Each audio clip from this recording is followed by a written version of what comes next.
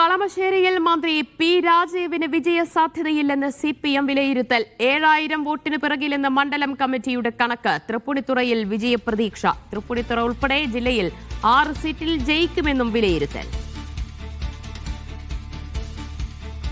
മുഹമ്മദ് റഫീഖ് വിവരങ്ങൾ നൽകും. റഫീഖ, VIP മണ്ഡലമാണ് കളമശ്ശേരി എന്ന് പറയുന്നത്. പക്ഷെ സതീശൻ പറഞ്ഞത് എറണാകുളം ഇത്തവണ തൂത്തുവാരുമെന്നാണ്. അതേ വിലയിരുത്തൽ തന്നെയാണോ CPM-ന്?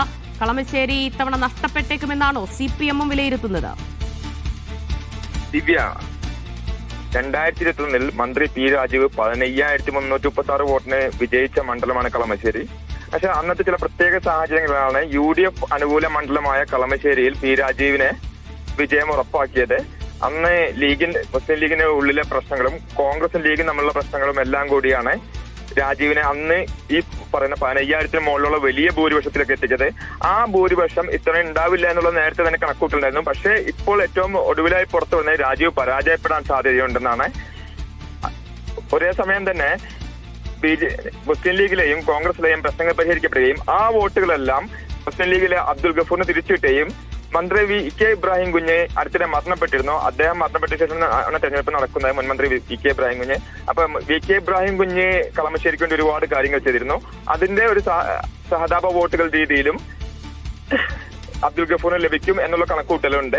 ഈ കണക്കൂട്ടലിനിടയിലും ചെറിയ വോട്ടിനെങ്കിലും ജയിക്കുമെന്നായിരുന്നു ആദ്യമായിട്ടുള്ള കണക്കൂട്ടലുണ്ടെന്ന്. എന്നാൽ ഒടുവിൽ CPM-ന്റെ തന്നെ ഏരിയ കമ്മിറ്റിയുടെ കണക്കൂട്ടലുകൾ പുറത്തു വരുമ്പോൾ 5,000-നും 7,000-നും ഇടയിൽ വോട്ടുകൾക്ക് പരാജയപ്പെടാൻ സാധ്യതയുണ്ട്.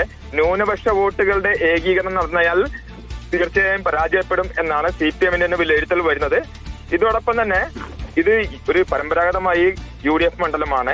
2014 രൂപവൽക്കരിക്കപ്പെട്ടപ്പോൾ മുതൽ UDF ഭൂരിപക്ഷം വർദ്ധിപ്പിച്ചു വന്നിരുന്ന ഒരു മണ്ഡലമാണ്. ആ മണ്ഡലമാണ് കഴിഞ്ഞ തവണ പി രാജീവ് പിടിച്ചെടുത്തത്. ആ സാഹചര്യമാണ് നിലവിൽ പി രാജീവിന്റെ ഒരു പരാജയ ഭീതിയിലേക്ക് CPM-നെ കൊണ്ടുപോകുന്നത്. അതേസമയം പ്രതിപക്ഷ നേതാവ് VD സതീശൻ നേരത്തെ പറഞ്ഞത് എറണാകുളം ജില്ലയിൽ 100% സീറ്റുകളും, അതായത് 14 സീറ്റുകളും UDF വിജയിക്കുമെന്നാണ്. പക്ഷെ CPM-ന്റെ വിലയിരുത്തൽ 6 സീറ്റ് വിജയിക്കുമെന്നും കഴിഞ്ഞ തവണ K ബാബു M സിറാജിനെ പിടിച്ചെടുത്ത തൃപ്പൂണിത്തുറ ഇത്തവണ തങ്ങൾ തിരിച്ചു പിടിക്കുമെന്നുള്ളതാണ് CPM-ന്റെ വിലയിരുത്തൽ. ശരി, എന്തായാലും ഈ ജില്ലയിലെ മണ്ഡലങ്ങളിൽ 14 മണ്ഡലങ്ങളിൽ ഏതൊക്കെ LDF-നൊപ്പം ഉണ്ടാകുമെന്ന് ഉറപ്പിച്ചിട്ടുണ്ടോ CPM? 4 സീറ്റാണ് ഉറപ്പിച്ചു പറയുന്നത്.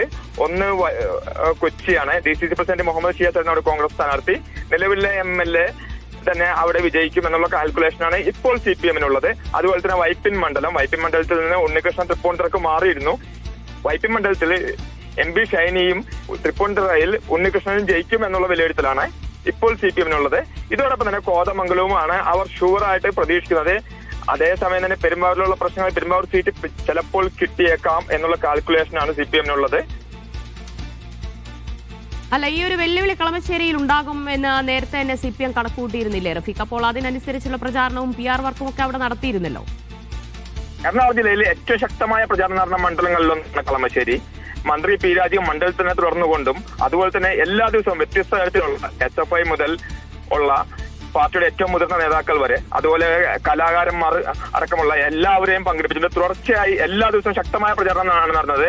പ്രചാരണത്തിൽ ഏറ്റവും അച്ചടക്കത്തോടെയും അതുപോലെ തന്നെ ഏറ്റവും നല്ല രീതിയിലും ഏറ്റവും കൃത്യമായി പ്ലാൻഡ് ആയിട്ടും എല്ലാ വീടുകളിലും ലക്ഷ്യമിട്ടും അതുപോലെ തന്നെ ഒപ്പം കളമശ്ശേരി എന്ന പേരിൽ പി രാജീവ് കൊണ്ടുവന്ന ക്യാമ്പയിൻ തന്നെ ലക്ഷ്യം വെച്ചുകൊണ്ടും ശക്തമായ പ്രചാരണമാണ് നടന്നത്. ആ പ്രചാരണം കണക്കിലെടുക്കുമ്പോൾ പി രാജീവ് വിജയിക്കുന്നതാണ്. പക്ഷെ അടിയൊഴുക്കൾ ഉണ്ട് എന്നുള്ള സൂചനയാണ് ഇപ്പോൾ വരുന്നത്. പി രാജീവ് ഉണ്ടായിരുന്നപ്പോൾ തന്നെ 2 LDF-ന് വളരെ ശക്തമായ 2 പഞ്ചായത്ത് കഴിഞ്ഞ തദ്ദേശ തെരഞ്ഞെടുപ്പിൽ 25 വർഷത്തിന് ശേഷം LDF-ന് നഷ്ടമായിരുന്നു.